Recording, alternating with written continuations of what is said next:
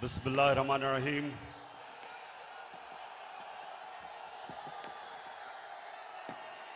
अल्लाह तेरी इबादत करते हैं, तेरे से मदद मांगते हैं।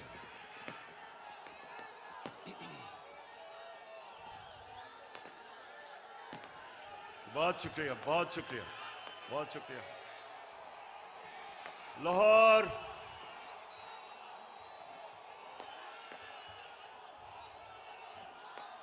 शुक्रिया, शुक्रिया। लाहौर मैं आपका जितना भी शुक्रिया अदा करूं वो कम है।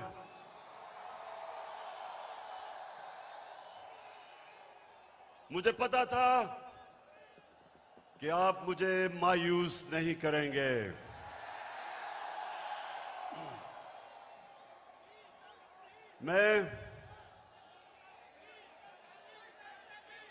मैंने कभी इतने बड़े जलसे के सामने खिताब नहीं किया। आप सबका शुक्रिया। माशाअल्लाह, अल्लाह का भी शुक्र अदा करता हूं कि उसने आपके दिल में वो शऊर डाला, आपको जगाया। ये अल्लाह का करम है। ये अल्लाह का खास करम होता है जब वो एक कौम को जगा देता है और एक इंसानों के हजूम को एक कौम बना देता है। ये अल्लाह तेरा लाख लाख शुक्र है। लाहौर में इधर पास ही मेयो हॉस्पिटल में पैदा हुआ था और मुझे बचपन से एहसास था। ये आपने आज गौर से बातें सुन। सामने प्लीज बैठ जाएं, बैठ जाएं, आप बैठ जाओ। वो नीचे देख सकते नीचे। बैठ जाओ, बैठ जाओ, बैठ जाओ, बैठ जाएं, सामने बैठ जाएं। वो देख नहीं सकते। बैठ जाएं प्लीज। देखें, मैं पाकिस्तान के साथ बड़ा हुआ हूं। मैं बार बार लोगों को बताता हूं कि मेरे मां बाप एक गुलाम हिंदुस्तान में पैदा हुए थे और उन्होंने पाकिस्तान की तहरीक में शिरकत की थी। और बचपन से उन्होंने मुझे एक चीज बताई कि तुम खुशकिस्मत हो कि एक आजाद मुल्क में पैदा हुए हो।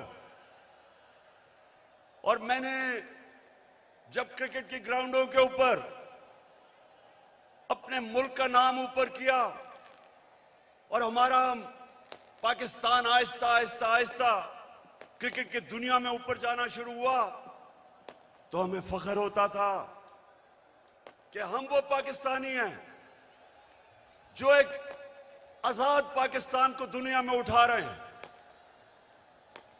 तो मेरे पाकिस्तानियों, लाहौर के लोगों, जो आप सब यहां हैं, जो बाहर हैं, वैसे मैंने कभी इतनी पब्लिक नहीं देखी। मैं फिर से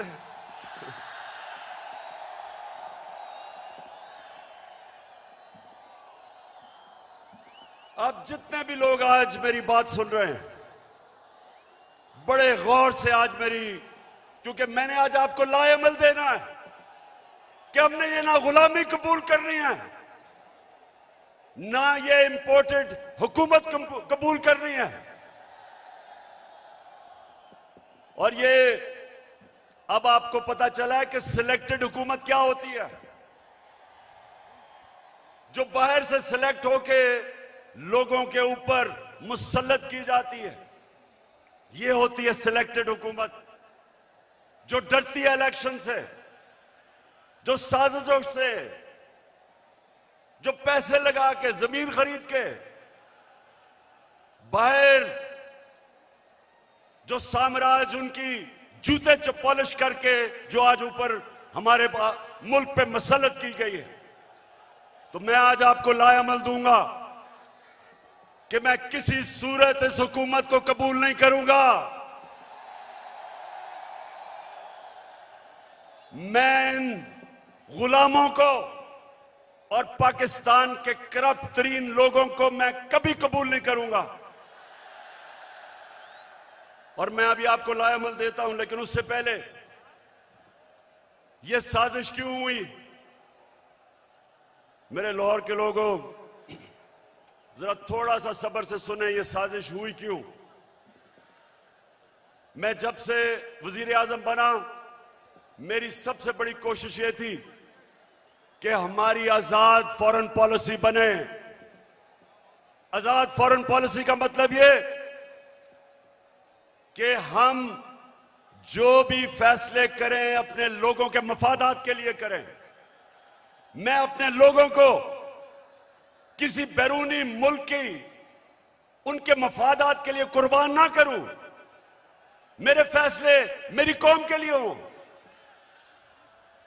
ये वो लोग जो आदी हुए थे पाकिस्तानियों को हुक्म देते थे, धमकियां देते थे, एक ही टेलीफोन पे सारी बातें मनवा लेते थे, उनको ये चीज पसंद नहीं आई। मैंने ये भी फैसला किया जब जिस दिन मैं वजीर आजम बना कि मैं हर इंटरनेशनल फोरम में एक बात उठाऊंगा कि जो इस्लामोफोबिया और हमारे नबी सल्लल्लाहु अलैहि वसल्लम की शान में गुस्ताखी करते थे, मैंने फैसला किया था कि यूनाइटेड नेशंस में उठाऊंगा, ओआईसी में उठाऊंगा, हर फोरम पे उठाऊंगा, क्योंकि हमारे मुसलमानों को 1.5 अरब मुसलमानों को यह तकलीफ देते थे, वो भी पसंद नहीं आई, वो बाहर के लोगों को पसंद नहीं आई। और तीसरी चीज उनको क्या नहीं पसंद आई कि मैं जितनी भी फॉरेन पॉलिसी थी, चाइना से, रशिया से, मुसलमान ममालिक से, मेरी सबसे बड़ी कोशिश ये होती थी कि मेरी कौम को किसमें फायदा है। मैंने कभी भी किसी से डिक्टेशन नहीं लिया और ना मैंने कभी लेना था। हुक्म किया कि रूस क्यों चले गए, हुक्म आया बाहर से कि आप रूस क्यों गए। मैं रूस इसलिए गया, एक पाकिस्तान में गैस खत्म हो रही है, हमने उसे गैस का कॉन्ट्रैक्ट करना था, लेकिन 2 और चीजें, रूस हमें तेल 30% कम कीमत पे दे रहा था।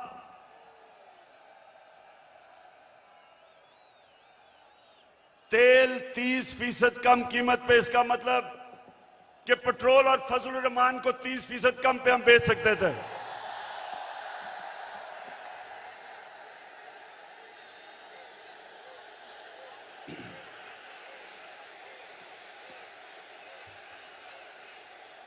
उसके अलावा हमें 20 लाख टन गंदम इंपोर्ट करनी थी रूस से, वो भी हमें 30% कम कीमत पे दे रहे थे। मैं इसलिए गया था कि मेरे लोगों को फायदा था, मेरी आवाम को फायदा था, मैं महंगाई कम कर सकता था। और ये देखें कि हिंदुस्तान जो अमेरिका का करीबी एलाई है, स्ट्रेटेजिक एलाई है, वो तेल मंगवा रहा है रूस से। उसको अमेरिका ने कहा कि ना तेल खरीदो, उसने आगे से सीधा जवाब दिया अमेरिका को कि हम अपने लोगों के मफादात के लिए फैसले करते हैं। यानी कि हिंदुस्तान की फॉरेन पॉलिसी उनके लोगों के मफादात के लिए, और हमारी फॉरेन पॉलिसी किसी और कौम की मफादात के लिए। यह भी पसंद नहीं आई बात, चाइना से ताल्लुकात वो भी पसंद नहीं आए, तो तब बाहर से साजिश होनी शुरू हुई। लेकिन ये याद रखें कि साजिश कभी मुकम्मल नहीं हो सकती जब तक अंदर मुल्क के मीर जाफर और मीर सादिक ना बैठे हों। मीर जाफर वो गद्दार था जिसने अंग्रेजों के साथ मिलकर मुसलमानों की हुकूमत, सिराजुद्दौला की हुकूमत गिराई जाती मफादात के लिए। और मीर सादिक वो था निजाम हैदराबाद के साथ मिलके, अंग्रेजों के साथ मिलके टीपू सुल्तान को इन्होंने हरवाया। यहां भी मीर सादिक और मीर जाफर बैठे हुए थे जिन्होंने बाहर की साजिश में पूरा हिस्सा लिया।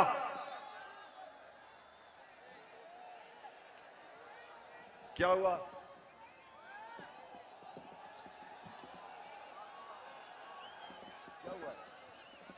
अच्छा सुना जरा, हो जाएगा ठीक। तो ये साजिश बाहर से हुई, अंदर मीर जाफर और मीर सादिक बैठे थे, अंदर थ्री स्टूजेस बैठे हुए थे, इन्होंने इनके साथ मिले। और भी इसके अंदर लोग मुलव्वस थे। और तारीख इन सारों को किसी को माफ नहीं करेगी जिन्होंने मिलके एक हुकूमत को कब गिराया। मेरे पाकिस्तानियों ये सुने, हमारी हुकूमत को तब गिराया जब हमारी हुकूमत की, और मैं चैलेंज करता हूं, सबसे बेहतरीन पाकिस्तान की परफॉर्मेंस तहरीक इंसाफ की हुकूमत की थी। हमारी इकोनॉमी सही तरफ जा रही थी, 5.6% पे हमारी इकोनॉमी बढ़ रही थी। ना नून लीग ने इसका कभी मुकाबला किया, ना पीपल्स पार्टी ने किया। हमारी एक्सपोर्ट्स रिकॉर्ड पे थी। कभी पाकिस्तान की तारीख में 32 अरब डॉलर की एक्सपोर्ट्स नहीं हुई। कभी पाकिस्तान में इतने बाहर से डॉलर्स नहीं आए। 31 अरब डॉलर रेमिटेंसेस बैरून मुल्क पाकिस्तानियों ने हमें भेजी। 31 अरब डॉलर।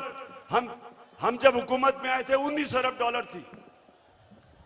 और पाकिस्तान की तारीख में सबसे ज्यादा पैसा हमने इकट्ठा किया टैक्स में, 6000 अरब डॉलर से ऊपर। यह भी पाकिस्तान की तारीख का रिकॉर्ड था। हमने सबसे सारे बर्रे सगीर में जिस मुल्क में सबसे कम बेरोजगारी थी वो पाकिस्तान था। सबको पीछे छोड़ गए हम। और ये कब? जब कोरोना वायरस ने दुनिया में तबाही मचाई हुई थी। पाकिस्तान वो मुल्क है जिसकी दुनिया ने मिसाल दी कि उस मुल्क जिसने सबसे बेहतर कोरोना वायरस को हैंडल किया, अपने लोग भी बचाए, अपने गरीब भी बचाए, अपनी इकोनॉमी भी बचाई।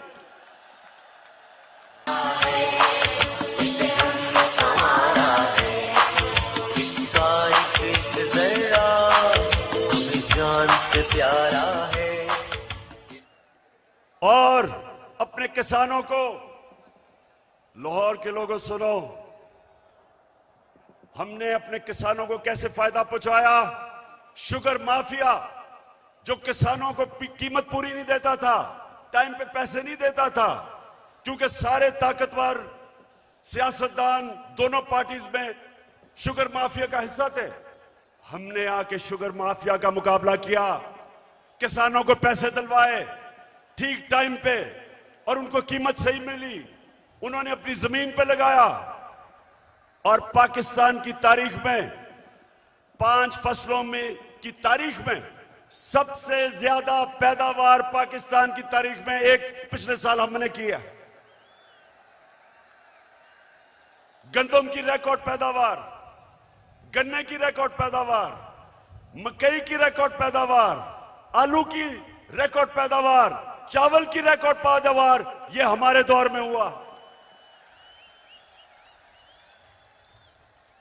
जब दुनिया कह रही थी कि पाकिस्तान की इकोनॉमी सही रास्ते पे निकल गई है और जिस रास्ते पे जा रही है, आईएमएफ की गुलामी से आजाद होने जा रही थी, तब इन्होंने हमारी हुकूमत को साजिश करके गिराया।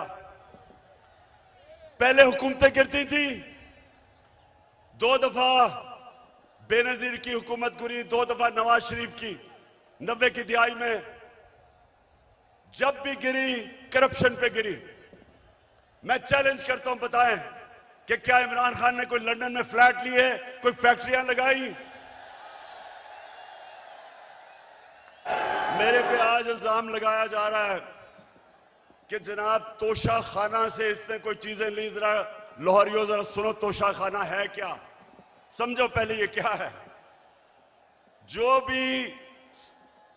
भी तोहफा मिलता है प्राइम मिनिस्टर और उनके वजीरों को, जो भी तोहफा मिलता है वो तोशा खाना में जाता है। इनके जमाने में जब तोशा खाना में प्रेजेंट जाता था तो ये 15% पैसे दे के जो हुकूमत को जाती थी वो खरीद सकते थे। हम आए, हमने 50% रखा, 50% हुकूमत को जाता था और जो भी हम खरीदना चाहे हम खरीद सकते थे। जो भी मैंने खरीदी सब रिकॉर्ड के ऊपर है, सब कानून के अंदर है। और आज मैं आप सबको यह भी बता दूं कि मैंने उन पैसों से जो मेरे घर के नीचे सड़कें जो आम लोगों को भी फायदा पहुंचाती थी, वो तोशा खाना के पैसे से सड़क ठीक की, हुकूमत का पैसा नहीं लिया। मेरा जो घर है मैं कानून के मुताबिक उसको कैंप ऑफिस बना के सारे खर्चे हुकूमत देती है, यानी आप देते हैं टैक्स, आप टैक्स पेयर उसका पैसा सारा देता है। मैं अपने खर्चे देता हूं।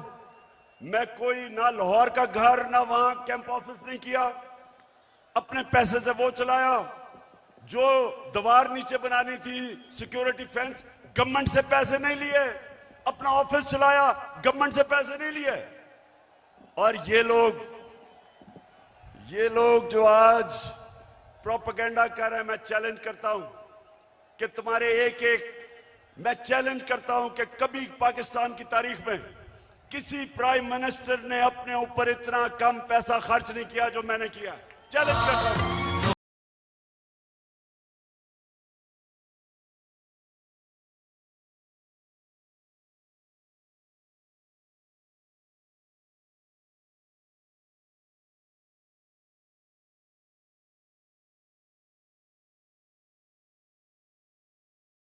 एक और वजह कि बाहर से साजिश हुई, अब ये जरा गौर से सुनना है आपने, क्योंकि मैं चाहता हूं इसके बाद जो मैं आपको लाएमल दूंगा वो बड़ा जरूरी है कि पहले आप समझ जाएं कि ये हुआ क्या, ये क्या, कितनी बड़ी साजिश इस मुल्क के खिलाफ की गई है।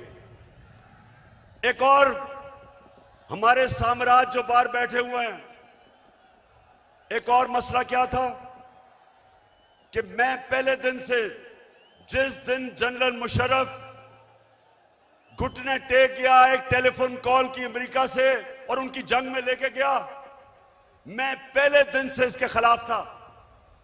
हर फोरम पे मैंने कहा कि ये हमारी जंग नहीं है।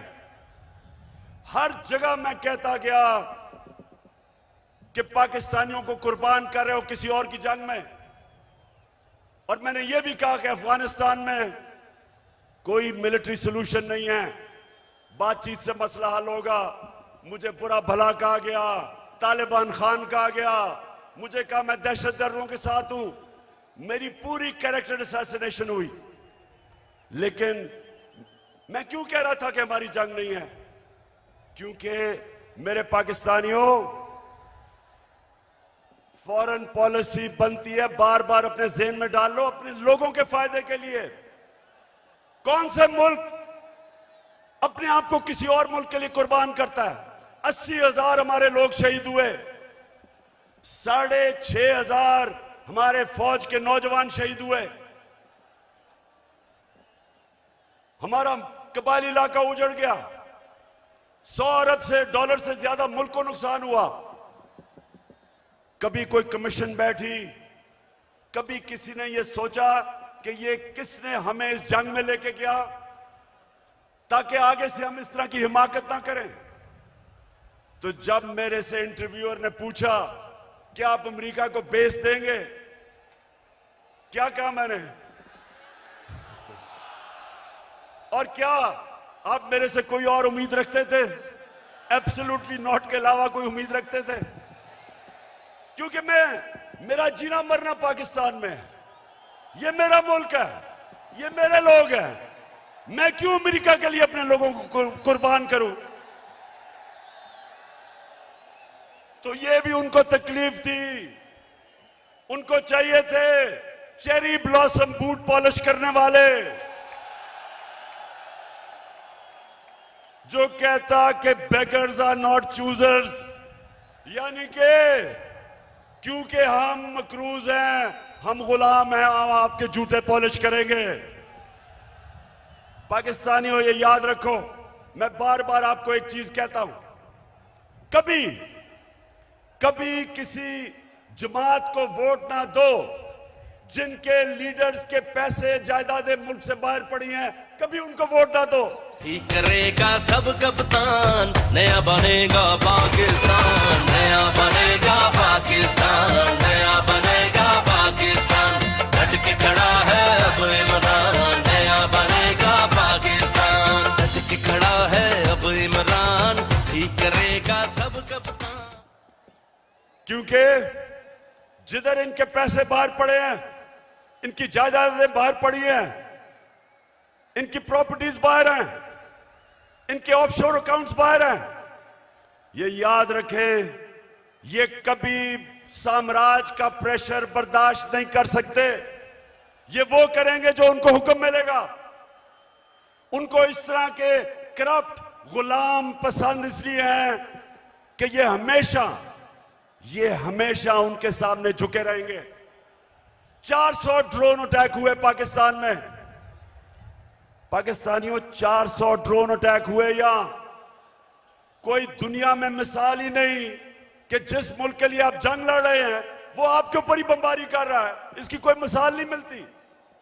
400 ड्रोन अटैक हुए पाकिस्तान में। एक दफा कभी नवाज शरीफ के मुंह से एक दफा निकला कि ये आप बड़ा गलत कर रहे हैं, ये सारे ह्यूमैनिटेरियन लॉज के खिलाफ है, ये कानून के खिलाफ है कि जज, जूरी, एक्सिक्यूशनर 4000 मील दूर बैठ के एक बटन दबाता है और लोग मर जाते हैं, नीचे बम फट जाते हैं। ये 400 ड्रोन अटैक्स हुए पाकिस्तान में। एक लफ्ज इनके मुंह से नहीं निकला। मैं निकला सड़कों पे, मैंने धरने किए ड्रोन्स के खिलाफ, मैंने हर जगह अपनी आवाज बुलंद की, लेकिन इनके मुंह से एक लफ्ज नहीं निकला, क्योंकि ये अपने पैसे के गुलाम हैं और पैसे बाहर पड़े हुए हैं इनके। और मेरे पाकिस्तानियों, जो मुझे सबसे ज्यादा तकलीफ है, आप में अभी हौसला है ना, मैंने आपसे बड़ी जरूरी बातें करनी है। हुआ क्या, बाहर से साजिश प्लान हुई, अंदर मीर जाफर बैठे हुए थे।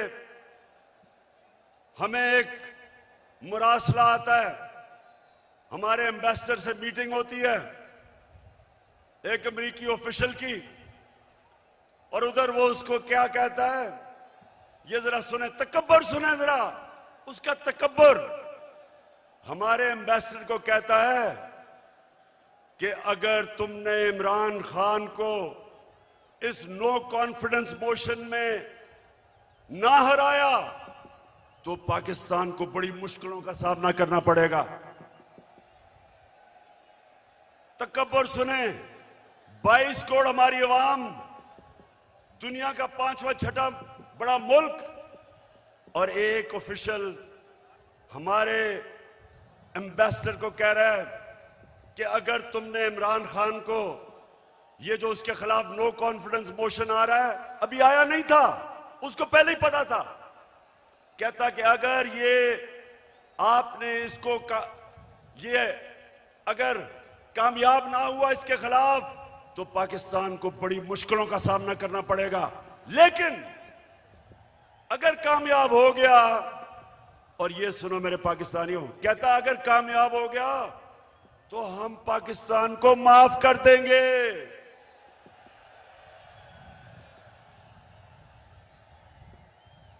हमने क्या जुर्म किया कि वो हमें माफ कर देगा? कि क्या ये जुर्रत की कि हम रूस चले गए अपने मुल्क की खातिर, या ये कहा कि हम आपको बेस नहीं देंगे? तो मेरे मेरे लाहौर के लोगों, ये याद रखो कि उनको ये किधर से गलत आदतें पड़ी। हिंदुस्तान को क्यों नहीं ये कहते? इनकी जुर्रत है हिंदुस्तान के प्राइम मिनिस्टर को वहां। अच्छा, प्राइम मिनिस्टर मैं हूं, ये सुना जरा। चीफ एग्जीक्यूटिव पाकिस्तान का मैं हूं, और मैसेज ये किसको दे रहे हैं? किसको कह रहे हैं किसको हटा दो? बताएं किसको कह रहे हैं? प्राइम मिनिस्टर तो मैं था। तो मेरे पाकिस्तानियों, जरा गौर से सुने ये साजिश। फिर क्या होता है? एकदम अगले दिन अदम एतमाद की वो आती है तहरीक, वो टेबल करते हैं असेंबली में, और हमारे जनाब 20 लोगों को वहां सिंध हाउस में जाना शुरू हो जाते हैं। उनकी बोली लग जाती है, 20-20 करोड़ में उनके जमीन बिकने शुरू हो जाते हैं।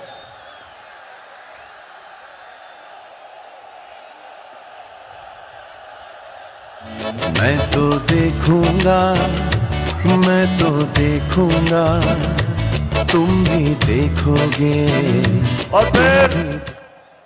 और फिर जो हमारे इत्तेहादी हैं, मैं मुंह ने सिलाई आज आपको खराज तहसीन पेश करता हूं। आप वाहिद रह गए, बाकी सारे चले गए। मैं तो देखूंगा, मैं तो देखूंगा, उनकी कीमतें लगी, बोलियां लगी, जैसे बकरा ईद पे बकरे बिकते हैं। बंद किया जनाब उनको सिंध हाउस के अंदर। सिंध से पुलिस लेके आए। सोचिए ये पाकिस्तान में हो रहा है।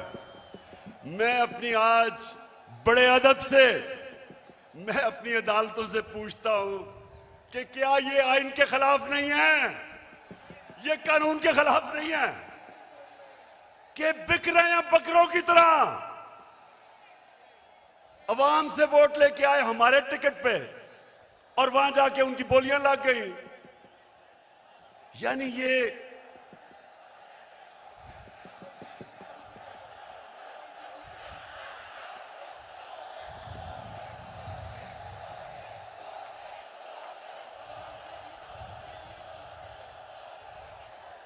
वैसे देखो मेरे पाकिस्तानियों, एक आप सब ने वादा करना है, वोट हमें दे या ना दे, मैं आप सारे पाकिस्तानियों से बात कर रहा हूं, लेकिन खुदा के वास्ते कभी इन लोटों को सारी जिंदगी वोट नहीं देना आपने।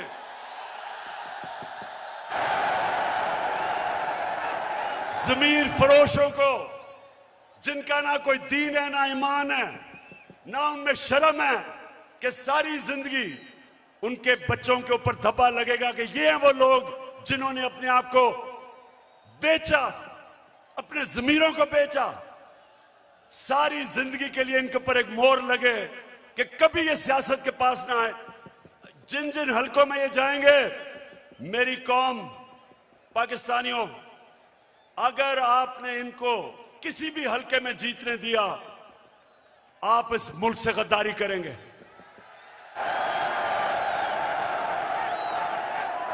और फिर जो होता है वो तारीख का हिस्सा है। अदालतें भी 12 बजे खुल जाती हैं।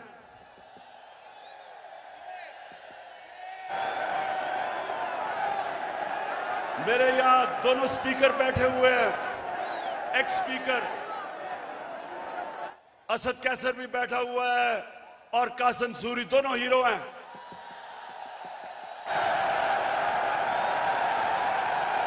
हम सारा वक्त, हमारे आइन में ट्राइकोटमी ऑफ पावर की बात थी, हमारे आइन में यह था कि सुप्रीमेसी ऑफ पार्लियामेंट, लेकिन ये सब हमने अपनी आंखों के सामने, हमने सब ये इसको जाते देखा, और हमने फिर ये देखा, और ये सबसे तकलीफदेह चीज है। पाकिस्तानियों, जरा मेरी ये बात सुननी है, सबसे तकलीफदेह चीज क्या है कि इस मुल्क के सबसे बड़े डाकू 30 साल से जो इस मुल्क को लूट रहे थे, जिनके ऊपर करप्शन के केसेस थे, जो जमानत पे थे, उनको इस कौम के ऊपर मुसल्लत किया गया।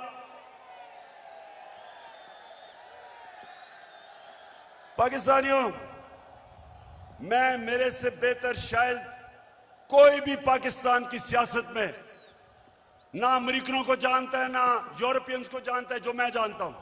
कोई नहीं मेरे से बेहतर जानता। उनके अपने मुल्कों में ये कोई तस्वर भी नहीं कर सकता, कोई सोच भी नहीं सकता कि एक आदमी जमानत पे हो, उसको पार्लियामेंट तो दूर की बात है, उसको चपड़ासी भी बना दे। या उन्होंने हमारा प्राइम मिनिस्टर बना दिया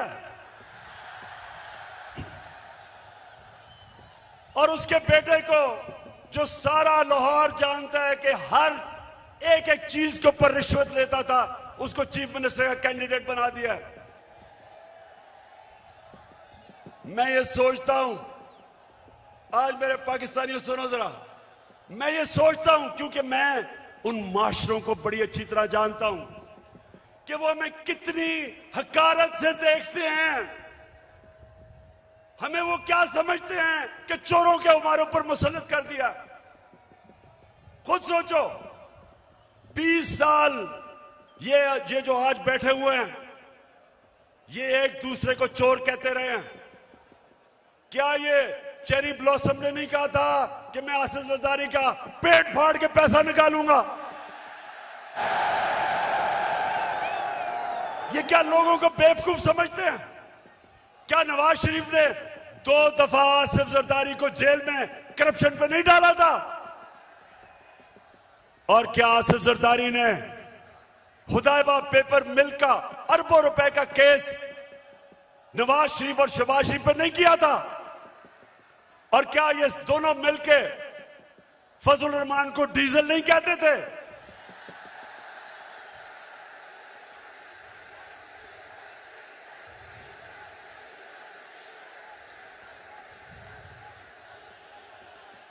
इससे ज्यादा आप एक मुल्क के ऊपर क्या जुल्म कर सकते हैं कि ये 3 स्टूजेस को, ये मुल्क के माना डाकुओं को मुल्क के ऊपर मुसल्लत करें। मैं आपको आज ये बता रहा हूं, जब तक मैं जिंदा हूं मैं इनका मुकाबला करूंगा, मैं कभी इनको तस्लीम नहीं करूंगा।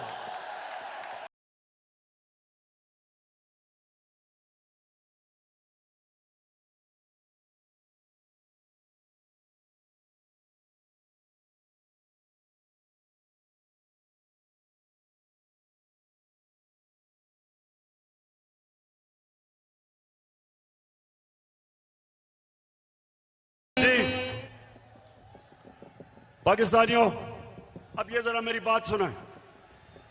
ये इतना बड़ा इस मुल्क पे जुल्म किया इन्होंने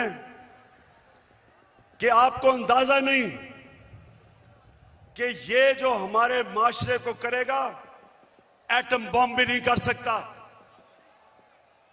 मेरे नबी सल्लल्लाहु अलैहि वसल्लम ने तकरीबन 1500 साल पहले कहा था, ये सुने मेरी बात खामोशी से, ये बहुत जरूरी आपके लिए समझना है कि क्यों पाकिस्तान एक अजीम कौम नहीं बन सका। 1500 साल पहले उन्होंने कहा था,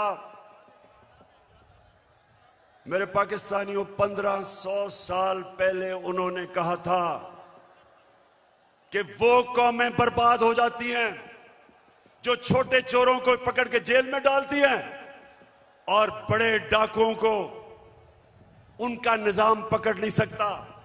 यह है आपके सामने। अब इससे बड़ी मिसाल क्या है कि 40 अरब रुपया शहबाज शरीफ और उसके बेटों के ऊपर 40 अरब रुपए के एफआईए में और नैब में केसेस हैं। एफआईए के 16 अरब रुपए इसके नौकरों के नाम पे एफआईए ने पकड़े हैं और इस आदमी को प्राइम मिनिस्टर बना दिया।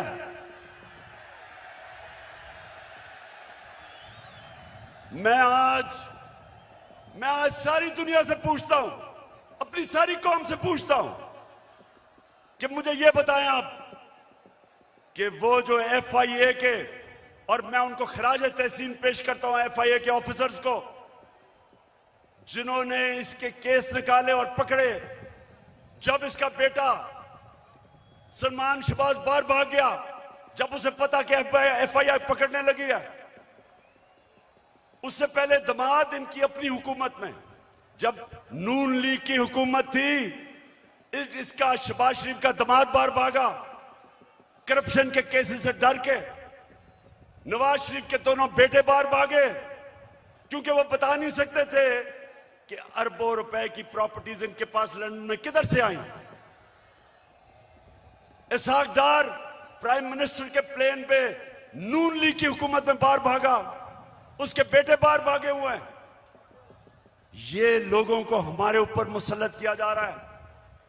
95% इनके ऊपर केसेस हमारे दौर में नहीं बने, पहले के बने हुए हैं। और ये लोग आज जिधर आके बैठ गए हैं, मुझे ये बताएं कि कौन सा गवर्नमेंट ऑफिसर इनके खिलाफ एक्शन लेगा? कब आगे से एफआईए कब इनके खिलाफ एक्शन लेगी? जब उनको पता ये होगा कि ये तो उनके ऊपर इंतकामी कार्रवाई करेंगे अगर वापस आ गए। अब सोचें, कहीं दुनिया में होता है कि वो एफआईए जिसने इसके ऊपर केसेस निकाले हैं ये उसी के ऊपर आके बैठ गया और सबसे पहले इसने उस दिलेर ज़हीन ऑफिसर को फारग किया जिसने इसके केसेस पकड़े थे। तो मैं फिर बड़े अदब से अपनी अदलिया से पूछता हूं कि क्या आपका काम नहीं इनकी हिफाजत करना, इन ऑफिसर्स की? क्या आपका काम नहीं कि एक कॉन्फ्लिक्ट ऑफ इंटरेस्ट, कि जो आदमी एफआईए में पकड़े हुए केसेस, आपका काम नहीं उनकी हिफाजत करना? तो पाकिस्तानियों, मैं आज आपके सामने एक और बात कहता हूं। 3.5 साल मैं हुकूमत में कोशिश करता रहा कि इनके केसेस आगे बढ़े।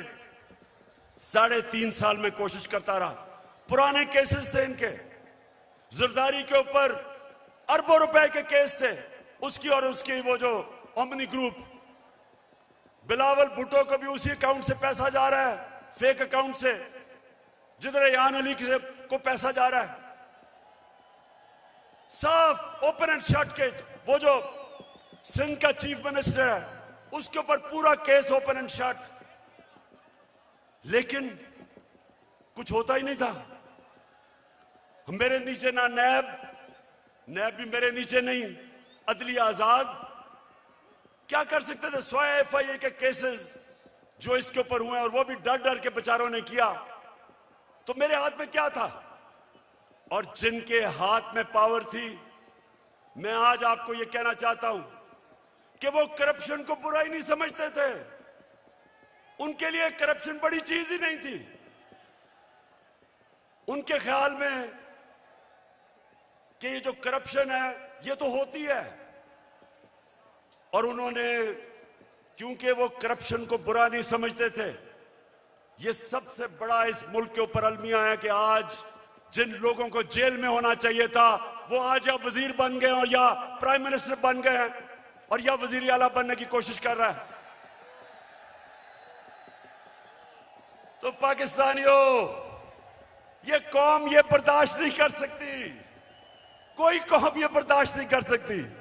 इसलिए मैं अभी आपको लायमल दूंगा कि हमने करना क्या है, लेकिन मैं ये आपको वाजे कर दूं, मैं जब तक जिंदा हूं मैं इस नाइंसाफी और जुल्म का मुकाबला करता रहूंगा।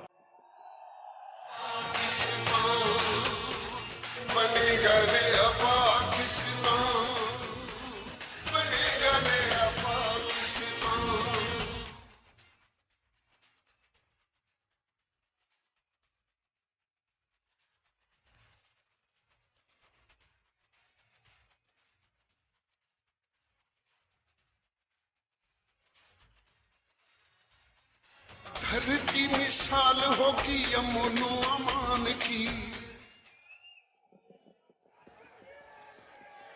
पाकिस्तानियों, लाहौर के मेरे बाशऊर शहरियों, पहले बताएं आप तैयार होंगे जो मैं आपको बाद में बताने लगा हूं मेरे साथ? इंशाअल्लाह। अच्छा, अब मैं आपको जिस चीज की मुझे और बहुत तकलीफ है कि वो केसेस जो भी ताकतवर है यहां, उनको हमारा इंसाफ का निजाम कानून के नीचे ला ही नहीं सकता। अब ये सोचें कि जब हमारे नबी सल्लल्लाहु अलैहि वसल्लम ने कहा था कि कौम तबाह हो जाती जब ताकतवर को नहीं पकड़ती, डाकू को और सिर्फ छोटे चोरों को पकड़ती है, उनकी सोचें, उनकी हिकमत, यानी उनमें अल्लाह ने उनको सबसे दुनिया का अजीम आदमी किसी वजह से बनाया था और हमें हुक्म किया था कि उनकी सुन्नत पे चलो। देखिए, छोटा चोर भैंस चोरी कर लेगा, मोटरसाइकिल चोरी कर लेगा, ज्यादा से ज्यादा गाड़ी चोरी कर लेगा, कितना पैसा बना लेगा। लेकिन जब बड़ा डाकू चोरी करता है, अरबों रुपए की चोरी करता है, अब वो बिस्तर के नीचे नहीं वो पैसा रख सकता, वो बैंक में नहीं डाल सकता क्योंकि पकड़ा जाएगा। लिहाजा वो पैसा मुल्क से बाहर भेजता है, दुगना नुकसान करता है, चोरी भी बड़ी करता है। और जब वो पैसा मुल्क से बाहर भेजता है, जिसको मनी लॉन्ड्रिंग कहते हैं, तो वो डॉलर खरीद के भेजता है। जब वो डॉलर खरीदता है, डॉलर के ऊपर प्रेशर पड़ता है, रुपए की कीमत गिरती है। जब रुपया गिरता है, महंगाई आती है, गुर्बत बढ़ती है। आज ये हाल है कि यूनाइटेड नेशंस के सेक्रेटरी जनरल ने एक कमेटी बनाई है जिसको कहते हैं फैक्ट टाइप पैनल। उस पैनल को उसने कहा इन्वेस्टिगेट करो कि क्या वजह है कि गरीब मुल्क गरीब हो रहे हैं और अमीर मुल्क अमीर हो रहे हैं। आपको पता है उस पैनल ने क्या, उसने जब इन्वेस्टिगेट किया तो क्या चीज सामने आई कि हर साल, पाकिस्तानियों इधर और से सुनो, हम IMF से हम सिर्फ 6 अरब रुपए के कर्जा जब लेते हैं तो हमें उनकी हर बात माननी पड़ती है। हमें मुल्क के ऊपर एक जंजीर डल जाती है गले में, 6 अरब डॉलर पे। तो हर साल गरीब मुल्कों से जो पैसा जाता है अमीर मुल्कों में, ऑफशोर अकाउंट्स में, लंदन फ्लैट्स में, वो 1700 अरब डॉलर है। 1700 अरब डॉलर हर साल गरीब मुल्कों से चोरी होकर अमीर मुल्कों में जाता है। हमारे मुल्क से अंदाजा लगाया जाता है 15 अरब डॉलर हर साल बाहर जाता है चोरी करके। और वो कौन करता है? वो भैंस चोर या मोटरसाइकिल चोर नहीं करता, वो ये बड़े बड़े डाकू जो आज ऊपर मुसल्लत कर दिए हैं, ये चोरी करके पैसा बाहर भेजते हैं। और इसलिए मेरे पाकिस्तानियों, इनका मुकाबला करना है हमने। ये है हमारी हकीकी आजादी की जंग जो मैं आपको आज तैयार करवाने आया हूं। उसके लिए फिर से तू अड़ जा, फिर से तू डट जा, फिर से वो बल्ला घुमा।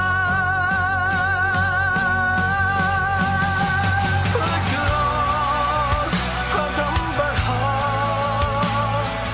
फिर से वो लम्हा दोहरा जब जीत के आया था, फिर से वतन को जिता। एक और कदम बढ़ा, फिर से वो लम्हा। ये मैंने सुना है कि ये मीर जाफर की हुकूमत ने फैसला किया है कि कमीशन बनाएंगे उमर आसरे के ऊपर। शहबाज शरीफ, तुम और तुम्हारी फैमिली से ज्यादा झूठे लोग दुनिया में आए नहीं हैं। तुम्हारे से ज्यादा करप्ट लोग इस दुनिया में नहीं आए। आपने तो जाके लाहौर हाई कोर्ट में गारंटी दी थी कि नवाज शरीफ वापस आ जाएगा।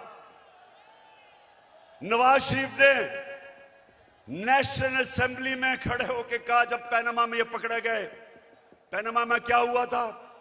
पैनामा में पता चला, इंकशाफ हुआ कि जो 4 महंगे तरीन लंदन में मेफेयर की अपार्टमेंट्स हैं वो मरियम के नाम पे हैं। तो जब पनामा में यह इंकशाफ हुआ तो नवाज शरीफ ने असेंबली में जाके कहा कि ये हैं वो दस्तावेज जो साबित करते हैं कि ये लीगल खरीदे गए हैं। वो सारे दस्तावेज जाली निकले। फिर सुप्रीम कोर्ट में कहा, कहता कतरी खत आ गया। वो कतरी खत कहता है कि हमने कैसे अपार्टमेंट लिए, वो भी जाली निकला। फिर मरियम ने सुप्रीम कोर्ट में कहा, एक ट्रस्ट डीड उसने दिखाई। अब ट्रस्ट डीड क्या कहती है? उन्होंने कहा जी ये मेरे भाइयों के मेरे बीच में ये ट्रस्ट डीड थी। पता चला कि वो जिस कैलिबरी फॉन्ट से लिखी गई थी वो उस 2006 में आई नहीं थी। नकल में भी अकल चाहिए। और फिर इनके लाहौर में जो इन्होंने लूट मार की एलडीए में, हर थोड़ी देर के बाद आग लगती है और उनके रिकॉर्ड जल जाते हैं। तो तुम्हारा ख्याल है शहबाज शरीफ कि हम तुम्हारी कोई कमीशन मानेंगे? हम सिर्फ एक कमीशन मानेंगे, सुप्रीम कोर्ट के अंदर ओपन हेयरिंग हो। जिस तरह धांधली के ऊपर कमीशन बनी थी, ओपन हेयरिंग हो, मीडिया के सामने हो, ताकि सबको पता हो कि कितनी बड़ी साजिश हुई है पाकिस्तान से। और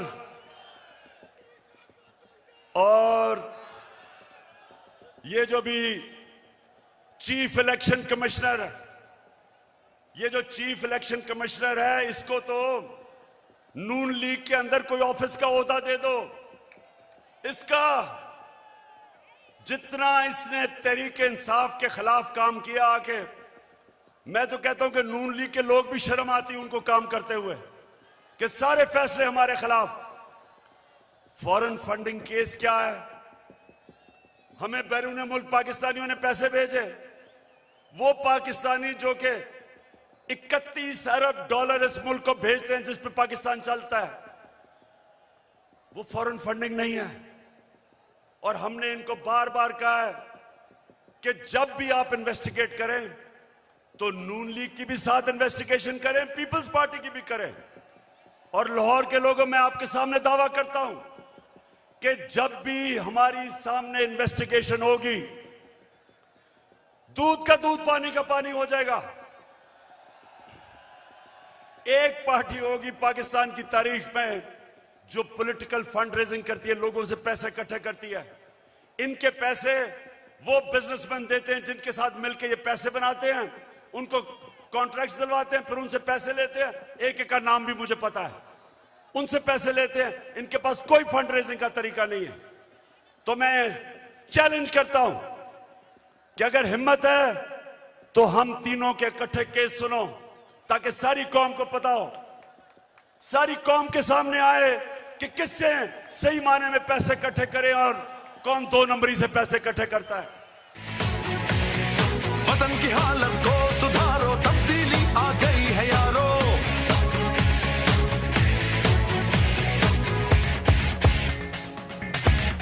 तब्दीली आ नहीं रही, तब्दीली आ गई है।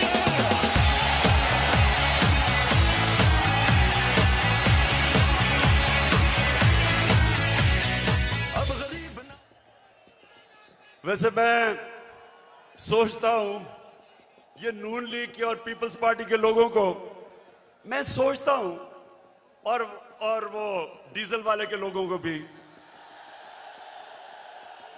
कि मुझे ये बताएं कि कोई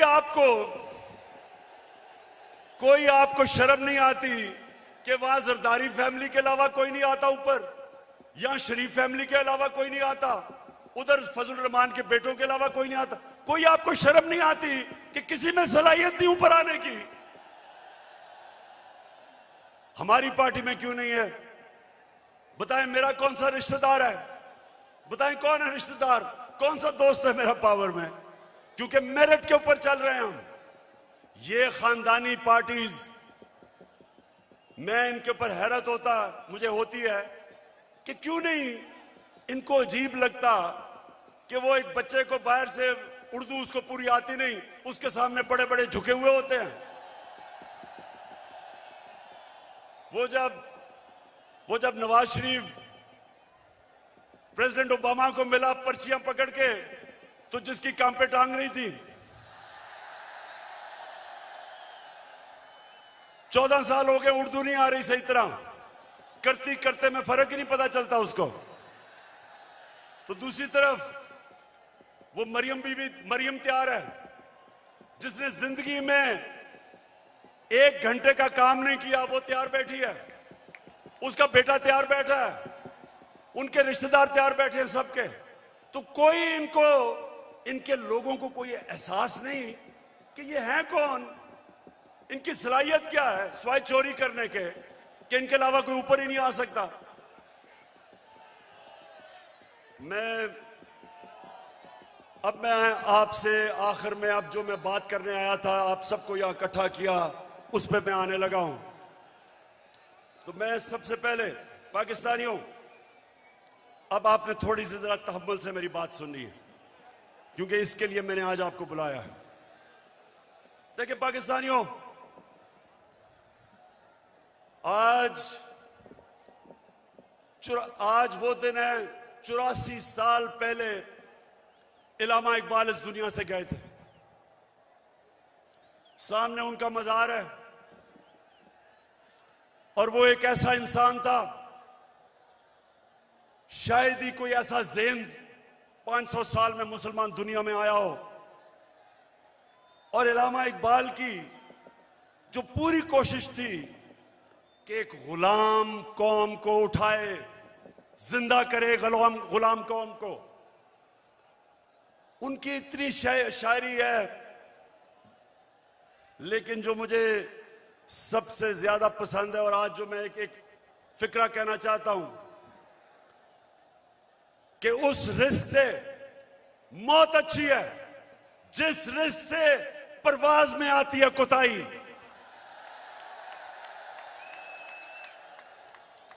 पाकिस्तानियों, यहां 1940 में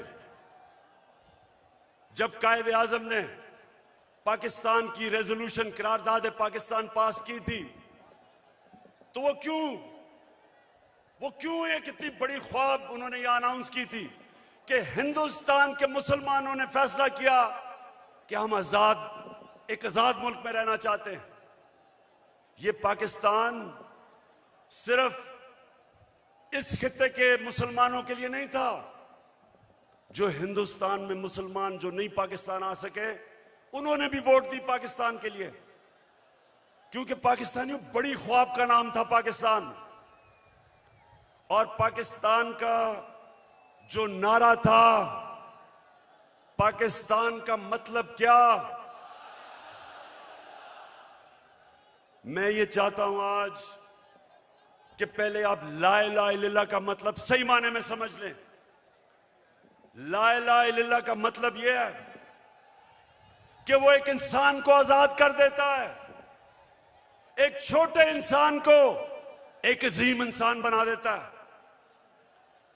मौलाना रूमी ने कहा कि अल्लाह ने जब तुम्हें पर दिए, क्यों चूंटियों की तरह जमीन में रेंग रहे हो? क्योंकि ला इलाहा इल्लल्लाह इंसान को पर देता है। जब इल्लामा इकबाल कहता है कि परवाज में कुताही ना आए, तो कुताही तब आती है जब इंसान गुलामी करता है। कभी गुलाम बड़े काम नहीं कर सकता, सिर्फ एक आजाद इंसान बड़े काम कर सकता है। और मैंने रहमतुल लिल आलमीन अथॉरिटी इसलिए बनाई क्योंकि मुझे एहसास हुआ कि हमारे बच्चों को, हमारे नौजवानों को सीरत नबी का तो पता ही नहीं है। हमारे नबी सल्लल्लाहु अलैहि वसल्लम ने, ये जरा लाहौर के लोगों तहम्मुल से सुनो मेरी बात, उन्होंने मदीना में इंसानों को पर लगा दिए।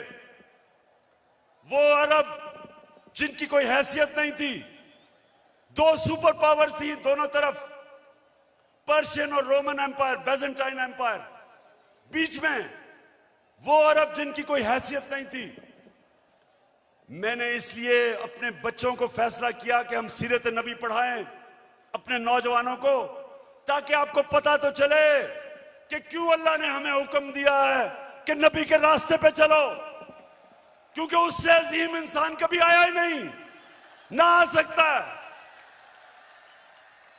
उन्होंने उन लोगों को जो बटे हुए थे कबीलों के अंदर, उनको सबको इकट्ठा किया एक नजरिए के ऊपर। ला इलाहा इल्लल्लाह का मतलब उनके दिलों में गया, उनकी जंजीरें टूटी, जंजीरें जो इंसान को जमीन पे रखती हैं। इकबाल के शाहीन बने वो, दुनिया की उन्होंने इमामत की, और ये दुनिया की तारीख का हिस्सा है, ये सारी दुनिया की तारीख का हिस्सा है जिसका हमें पता ही नहीं है कि उन्होंने क्या किया था, जो इंसानों की जंजीरें तोड़ के उन सबको दुनिया की लीडर्स बना दिया। तो पाकिस्तानियों, इसलिए मैं आज आपके पास आया हूं कि ये जब कहता है कि बेकर्स आर नॉट, कि हम जनाब मकरूज हैं इसलिए गुलाम हैं। शहबाज शरीफ, तुम पैसे के गुलाम हो, हम कौम आजाद हैं। और दूसरा कहता है कि जनाब हम तो लाइफ सपोर्ट मशीन पे हैं, अमेरिका जब चाहे बंद कर दे।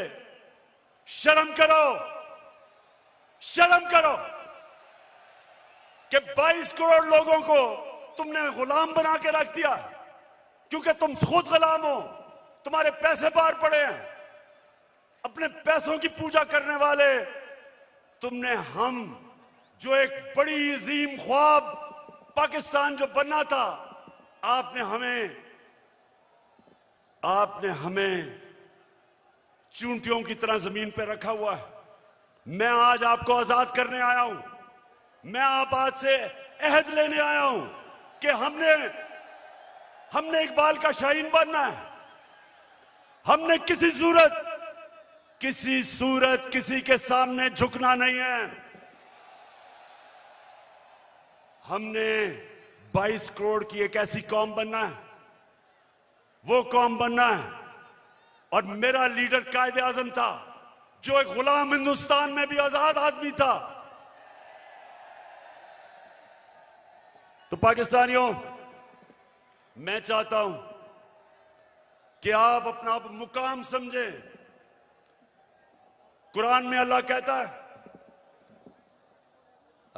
है कि मैंने इंसान को अशरफुल मखलूकात बनाया, सबसे अजीम मखलूक। फरिश्तों को कहा कि इंसान के सामने झुको। शैतान को उन्होंने जन्नत से निकाला एक वजह से, इबादत तो वो सबसे ज्यादा करता था अल्लाह की, क्योंकि उसमें तकब्बर था, कहता मैं इंसान के सामने नहीं झुकता। और अल्लाह ने उसे कहा कि तुम्हें भी अंदाजा नहीं कि मैंने इसको क्या सलाहियतें दी हैं। और कुरान में फिर ये भी है, जब इंसान ऊपर जाता है तो फरिश्तों के उससे ऊपर चला जाता है, लेकिन जब वो गिरता है जानवरों से नीचे गिर जाता है। हमारे ऊपर है, हम ऊपर जाना चाहते हैं या जमीन पे रेंगना चाहते हैं। पाकिस्तानियों, आप एक दफा फैसला कर लें। जब आप फैसला करेंगे कि हम किसी सूरत स्वाय अल्लाह के किसी के सामने नहीं झुकेंगे, आपकी परवाज ऊपर चली जाएगी। जिस दिन ला इलाहा इल्लल्लाह का मतलब आप समझ गए, आपकी जंजीरें टूट जाएंगी। ये जो गुलामी की जंजीरों में हमें डालना चाहते हैं, टूट जाएंगी। अब सब उठ जाएंगे। 22 करोड़ लोग हैं, बाहर पाकिस्तानी बैठे हैं, हर किस्म की सलाहियत रखते हैं, लेकिन ये चोर और डाकू, पैसे के गुलाम, अगर ये आपके ऊपर बैठे रहे, ये मुल्क कभी आगे नहीं बढ़ेगा बल्कि नीचे जाएगा। हमारी कभी फॉरेन पॉलिसी आजाद नहीं हुई। स्वाय थोड़ी देर के भुट्टो के जमाने में, और भुट्टो को साजिश करके अंदरूनी मीर जाफर ने उसको फांसी दिलवाई। कभी उसके बाद आजाद नहीं हुई, लेकिन कभी इतनी गुलाम भी नहीं हुई जो ये 3 स्टूजेस के दौरान हुई है। जो इन्होंने हमारे साथ किया, जिस तरह इन्होंने हमें गुलामी करवाई, इसकी कोई मिसाल नहीं है। रमजी यूसुफ को पकड़ा दिया अमेरिकनों को हमारे कानून के बरखिलाफ, एमएल कांसी को पकड़ा दिया हमारी अदालतों को पूछे बगैर। एमएल कांसी के वकील ने अमेरिका की अदालत में क्या कहा जब उन्होंने पूछा जज ने कि क्यों पाकिस्तान के कानून के बगैर आप उसको उठा के ले गए, तो उसका वकील कहता कि पाकिस्तानी अपनी वालदा को बेच देंगे डॉलरों के पीछे। और वो किसका दौर था? नवाज शरीफ का दौर था। हम नहीं बेचेंगे, ये नवाज शरीफ बेच देगा, पैसे का पुजारी है। फिर जनरल मुशर्रफ का दौर आया, 9/11 के बाद इसने पकड़ पकड़ के पाकिस्तानियों को ग्वांटानामो बे में दे दिए। मुल्ला ज़ईफ तालिबान का एम्बेसडर था, जिनीवा कन्वेंशन के मुताबिक उसको प्रोटेक्शन थी, उन्होंने उसके बावजूद पकड़ा दिया, उनको ग्वांटानामो बे में भेज दिया। हमारे मुल्क से लोगों को उठा उठा के ले गए। हम जंग उनकी लड़ रहे हैं और दुश्मन हम ही बने हुए हैं। 400 ड्रोन अटैक्स करवा दिए, कबायली इलाके को उजाड़ दिया। जो कबायली इलाके के लोगों को मुश्किलों का सामना करना पड़ा, आप सोच भी नहीं सकते। 35 लाख लोगों ने नकल मकानी की वहां से, 40 लाख लोगों ने स्वाद से नकल मुकानी की। या मेरे 2 एक्स मिनिस्टर्स बैठे हुए हैं, मुराद सईद, इसकी वालदा को एक उसी जंग में स्वात में जब बम फटा तो उसकी वालदा के सर पे लगा, अभी तक वो कोमा में है, सालों से वो कोमा में पड़ी हुई है। यहां सरताज गुल है, उसका भाई यहां खुदकुश हमले में लाहौर में वो बेचारा शहीद हुआ। मेरे माँ और वालिद की दोनों तरफ से, एक जनरल बिलाल शहीद हुए वालदा की तरफ से, और न्याजी हमारे मियाँ वाली से शहीद हुए। 80,000 हमारे लोग मारे गए। क्यों? पाकिस्तान की जंग से क्या ताल्लुक था? क्योंकि गुलाम बैठे हुए थे। हमें कुर्बान किया गया किसी की खातिर और हमें दुनिया में जिल्लत मिली। उसामा बिन लादेन को पाकिस्तान में आके इन्होंने खत्म किया। कोई 3 दिन कोई बोला नहीं।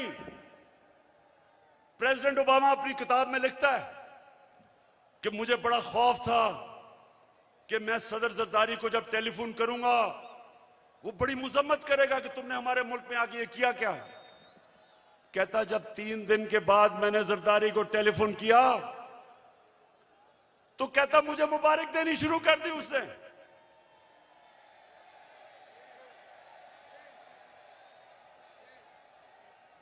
किसी के मुल्क में आके जो आपकी जंग लड़ रहा है, उसी मुल्क में आके आप किसी को मार दें और आपको बताएं भी ना, और वो सारी लीडरशिप हमारी पैरों में पड़ी हुई थी। पाकिस्तानियों याद रखें,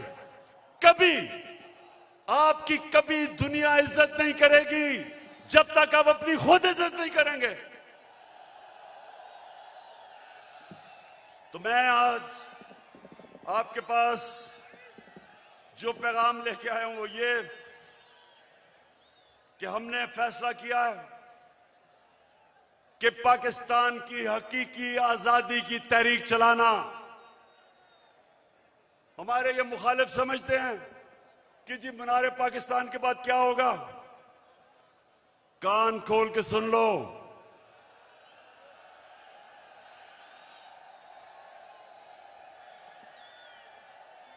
कान खोल के सुन लो कि असल पार्टी तो अब शुरू हुई है।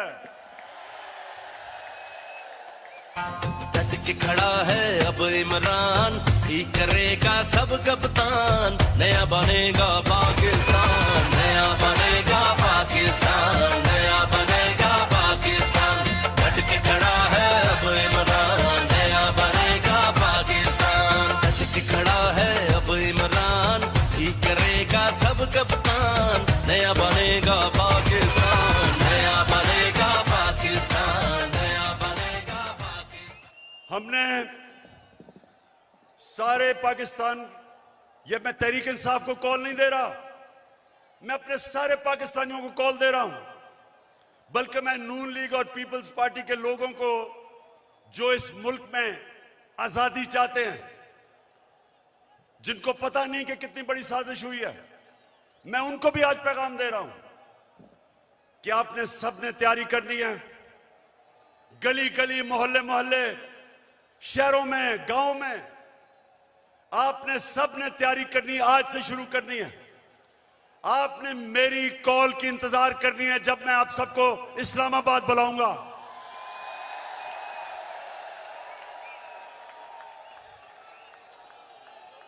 मैं आज ये वाजे कर दूं कि मैं किसी किस्म का तसादुम नहीं चाहता। ये मेरा मुल्क है, मेरे कोई इस मुल्क के बाहर जाने की जगह नहीं। ये तो जब भी थोड़ी मुश्किल आती है बाहर भाग जाते हैं। ऐसे लगता है कि ये बर्तानिया की क्वीन को इनके रिश्तेदार है, सारे वहीं भाग जाते हैं। वो इसहाक डार, वो यहीं इधर ही पुराने शहर में, उसका बाप की साइकिलों की दुकान थी, बड़ा मेहनत का आदमी था। लेकिन आजकल उनको जरा देखें, लगता है वो कोई बर्तानिया का लॉर्ड था। तो ये वो लोग हैं, ये वो लोग हैं जब मुश्किल पड़ती है बाहर भाग जाते हैं। हमारा मेरा जीना मरना पाकिस्तान है। किसी किस्म का मैं तसादुम नहीं चाहता अपने मुल्क में। हमारी फौज है, हमारी पुलिस है, और फौज का भी मैं ये कह दूं कि अगर हमारे पास एक ताकतवर फौज ना होती तो आज पाकिस्तान के 3 टुकड़े हुए होते। हमारे जो दुश्मन हैं वो सिर्फ इसलिए कामयाब नहीं हुए कि माशाअल्लाह हमारी कौम अपनी फौज के साथ खड़ी है। हमारी फौज ने एक गलत फैसला मुशर्रफ ने किया, गलत फैसला उसने किया, लेकिन हमारी फौज ने जिस तरह की कुर्बानियां दी, वो कुर्बानियां ना देते तो आज पाकिस्तान का भी वो जो शाम और इराक का हाल है वो होता। तो हम आज दाद देते हैं अपनी फौज को, अपनी पुलिस को। हम चाहते हैं कि हमारी पुलिस भी एक मजबूत पुलिस फोर्स बने। हम कोई किसी किस्म की इस मुल्क को नुकसान नहीं पहुंचाना चाहते, लेकिन हम किसी सूरत इस इंपोर्टेड हुकूमत को तस्लीम नहीं करेंगे। जो भी हो, ये जब समझते हैं कि ये तहरीक खत्म हो जाएगी, तहरीक अभी जोर पकड़ेगी। मैंने अपनी सारी पार्टी के बड़े बड़े सीनियर्स को कहा है कि इन्होंने निकल जाना है सारे पाकिस्तान में। आपने जाके लोगों को तैयार करना है, अपनी हकीकी आजादी की तहरीक में सबको शामिल करना है।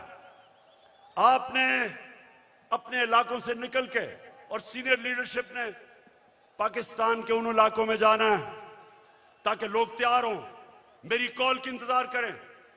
और मैं सिर्फ एक चीज चाहता हूं, कोई और चीज नहीं चाहता। मैं चाहता हूं कि जल्दी से जल्दी इलेक्शन अनाउंस किए जाएं। हम एक जमहूरी पार्टी हैं, हम जमहूरियत चाहते हैं, लेकिन हम कभी भी इस सिलेक्टेड इंपोर्टेड हुकूमत को कभी तस्लीम नहीं करेंगे। एक ही तरीका है, एक ही तरीका है, जिनसे भी गलती हो गई, एक ही तरीका है गलती ठीक करने का, फौरी इलेक्शन करवाओ।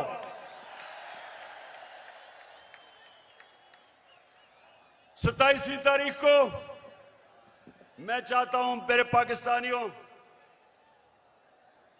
27वीं तारीख को शबे दुआ की रात हम बनाएं।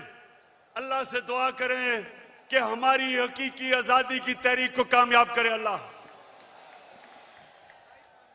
और मैं सबसे अब आखिर में ये अहद लेना चाहता हूं, आपने आज हाथ खड़ा करके मेरे साथ एक अहद करना है कि आपने मेरे बाद रिपीट करना है। मैं जवाब आपको कहूंगा, रिपीट करना है। क्या हम सब आज अहद करते हैं कि हम अपने मुल्क की हकीकी आजादी और जमहूरियत के लिए हर वक्त जद्दोजहद करेंगे, तब तक जद्दोजहद करेंगे जब तक इलेक्शन अनाउंस नहीं होते। पाकिस्तान जिंदाबाद।